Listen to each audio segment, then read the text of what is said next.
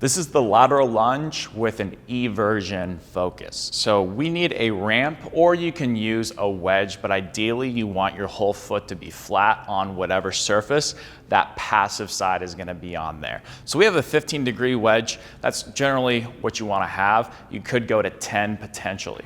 Now we're going to grab a weight in the opposite side of the side we're going to be shifting to. So we're going to be going left, so the weight is in the right hand. Now we want a slightly wider, or potentially a lot wider than hip stance, depending on how much space you have available to you to shift into your hip.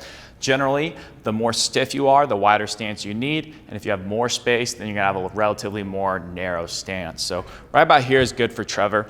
But what we wanna do is first bend this knee a little bit.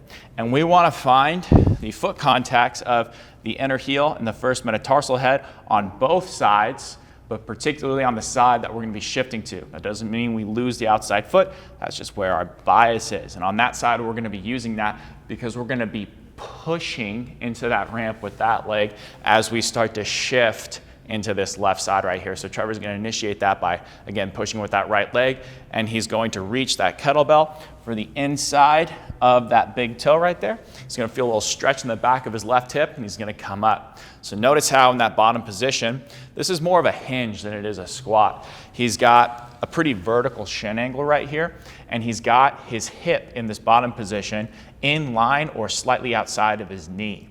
And finally, the last common mistake is people's knees are going to go forward. It's going to turn to more of a squat, and we're not actually going to be loading into that back hip. So as you can see, as Trevor goes into a good one, it is more of a hinge.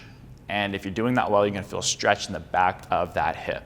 There's a couple of really big common mistakes here. The first is that as they go down into that, their knee is going to travel out like that. They're going to lose their inside foot contact. So make sure you almost have the intention of pushing your knee in as you go to the side, and that'll help you align everything better.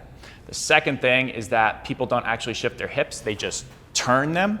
So you end up doing that, and you don't get in the position where your hip can get outside or in line with your knees. That's not what we want to do. Let's show them a good one where we're shifting. There we go, perfect.